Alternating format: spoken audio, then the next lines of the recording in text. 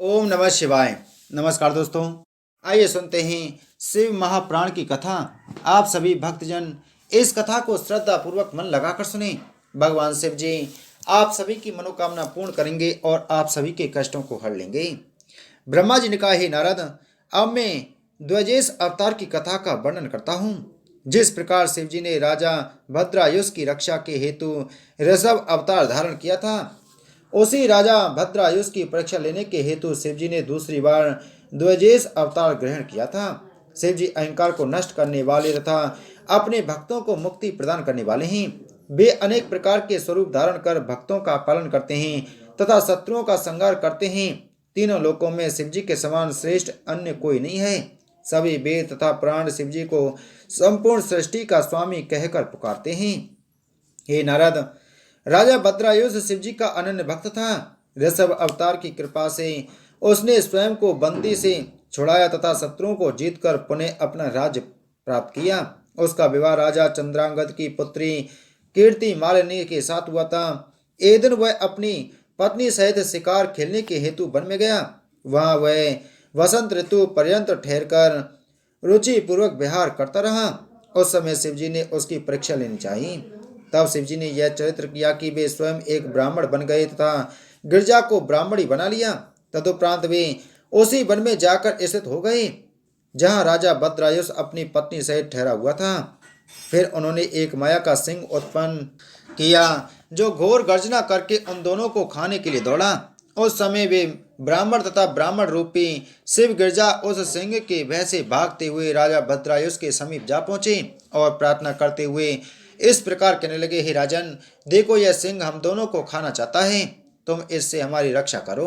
उनकी प्रार्थना सुनकर राजा भद्रायुष ने अपना धनुष उठाया।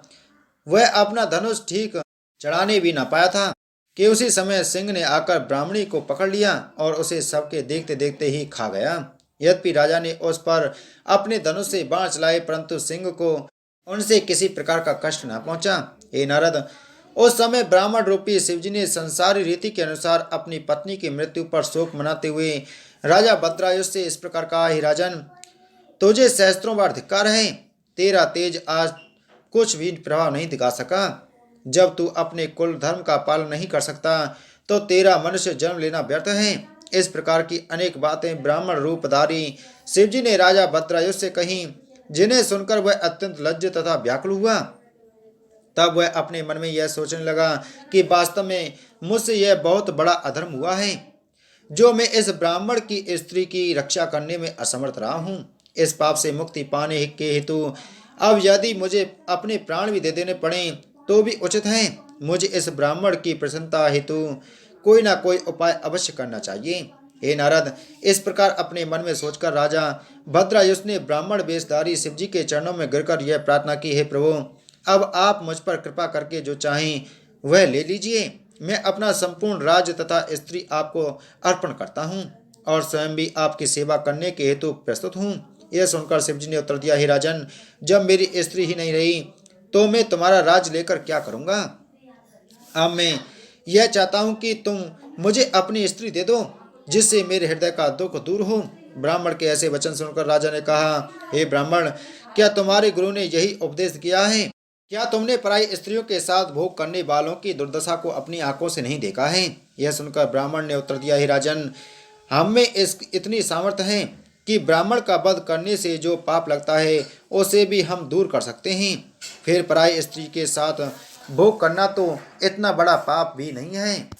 हे नारद, यह सुनकर राजा ने अपने मन में अत्यंत भयभीत हो यह विचार किया कि संसार में ब्राह्मण की रक्षा न करने के समान बड़ा पाप अन्य कोई नहीं है। स्त्री का दान कर देने के उपरांत मैं स्वयं भी अग्नि में जलकर भस्म हो जाऊंगा, क्योंकि उसके बिना मेरा जीना व्यर्थ है। इस प्रकार निश्चय करके राजा भद्रायुष ने अपनी पत्नी ब्राह्मण रूपी शिवजी को दान कर दी। उसने अग्नि प्रज्वलित कर प्रदक्षिणा करने के उपरांत जैसे ही यह चाह कि मैं अग्नि में जलकर भस्म हो जाऊं, वैसे ही शिवजी अपने मुख्य लक्षणों सहित उसके सम्मुख प्रकट हो गए। उनके देखकर राजा भद्रायुष को अत्यंत प्रसन्नता हुई। उस समय आकाश से पुष्प वर्षा होने लगी। राजा भद्रायुष ने प्रसन्न होकर शिवजी की बड़ी स्तुति की। शिवजी ने राजा से इस प्रकार कहा, हे राजन, हमने तुम्हारी परीक्षा के निमित्त ही ब्राह्मण का स्वरूप धारण किया था। जिस स्त्री को सिंह ने खाया है वे गिरजा हैं। अब तुम्हें कोई संदेह नहीं करना चाहिए, तुम हमारे परम भक्त हो। अस्तु, तुम्हारी जो इच्छा हो वह वर हमसे मांग लो। हे नारद, राजा भद्रायुष ने अत्यंत प्रसन्न होकर कहा, हे प्रभु, यदि आप मुझ पर प्रसन्न हैं तो मैं यह वर मांगता हूँ कि आप मुझे संपूर्ण कुल सहित अपना गण बना लें, जिससे मैं सदैव आपकी सेवा में प्रस्तुत रहूं। इसके साथ ही आप यह भी कृपा करें कि मैं इसी शरीर से आपके लोक में पहुंच जाऊं। जब राजा भद्रायुष इस प्रकार कह चुका, तब रानी ने यह प्रार्थना की, है प्रभु, मैं यह चाहती हूँ कि मेरे माता पिता भी आपकी सेवा में अवश्य पहुँचें। यह सुनकर शिव जी उन दोनों को इच्छित वरदान देकर अंतर्ध्यान हो गए। तब राजा भद्रायुष अपनी राजधानी में लौट आया। वहाँ बहुत दिनों तक आनंद पूर्वक राज्य करने के उपरांत वह अपनी पत्नी, माता पिता, पुत्र तथा सास ससुर सहित शिवलोक में चला गया। इस चरित्र को जो कोई पढ़ता अथवा सुनता है उसे भी शिवलोक प्राप्त होता है। ब्रह्मा जी ने कहा, हे नारद, अब मैं तुम्हें जितनाथ अवतार का वृतांत सुनाता हूँ। अदुर्वाचल पर्वत पर एक भील अपनी पत्नी सहित निवास करता था। वह शिव जी का परम भक्त था। एक दिन वह भील अपनी स्त्री को घर में छोड़कर आजीविका के निमित्त कहीं बाहर चला गया। उसी दिन संध्या को शिव जी भी परीक्षा लेने के हेतु एक यति का स्वरूप धारण कर उसके घर जा पहुंचे।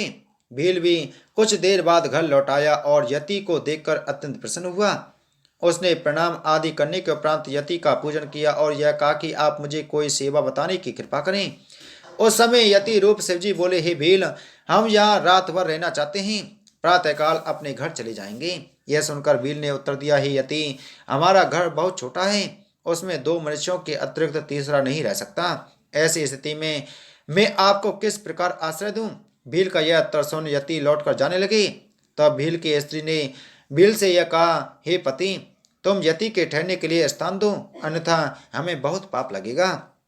यह सुनकर भील बोला, हे प्रिय, तुम ठीक कहती हो, साथ ही स्त्री का घर से बाहर रहना भी ठीक नहीं है, इसलिए मैं यह चाहता हूँ कि तुम और यति घर के भीतर रहो।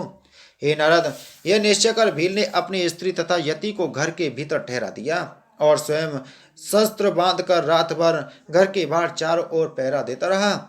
उस समय शिवजी ने यह लीला की कि एक महाभयानक सिंह अपने साथ अन्य कई सिंहों को लेकर भील के पास आ पहुंचा। भील ने उनमें से बहुत से सिंहों को अपने बाणों द्वारा मार डाला, परंतु अंत में अन्य सिंहों ने उसे मारकर खा लिया। केवल उसकी हड्डियां ही वहां पड़ी रहीं। प्रातःकाल होने पर यति तथा भीलनी ने जब भील की यह दशा देखी तो भीलनी ने यति को सांत्वना देते हुए कहा, हे यति, तुम अपने मन में कुछ खेद मत करो। मेरे पति परम धन्य हैं, जिन्होंने ऐसी मृत्यु प्राप्त की है। अब मैं भी अपने पतिव्रत धर्म का पालन करके इनके साथ सती हो जाऊंगी। हे नारद, इस प्रकार कहकर भीलनी ने चिता बनाई। तदुपरांत वह अपने पति की हड्डियों को लेकर उस चिता की अग्नि में बैठ गई। उस समय शिवजी भीलनी से इस प्रकार कहने लगे, हे भीलनी, अब तेरी जो इच्छा हो वह वर हमसे मांग लो। शिवजी के दर्शन प्राप्त कर तथा उनके मुख से यह वचन सुनकर भीलनी आनंद मग्न हो मूर्छित सी हो गई। उस समय उसके मुख से कोई शब्द नहीं निकला। तब शिवजी दोबारा इस प्रकार बोले, हे भीलनी, हमारा यति का यह स्वरूप हंस रूप धारण कर तुम दोनों की पुनः भेंट कराएगा। तुम दोनों पति पत्नी दूसरा शरीर धारण कर अत्यंत आनंद प्राप्त करोगे। तुम्हारा पति मगध देश में जन्म लेकर राजा वीरसेन के पुत्र नल के नाम से प्रसिद्ध होगा और संपूर्ण पृथ्वी का स्वामी बनेगा। तुम भी विदर्भ देश के राजा भीम की पुत्री दमयंती के रूप में जन्म लोगी। हे नारद, इतना कहकर शिवजी सब देवताओं सहित अंतर्ध्यान हो गए। तदुपरांत भील ने राजा नल का जन्म लिया और भीलनी दमयंती बनकर प्रकट हुई।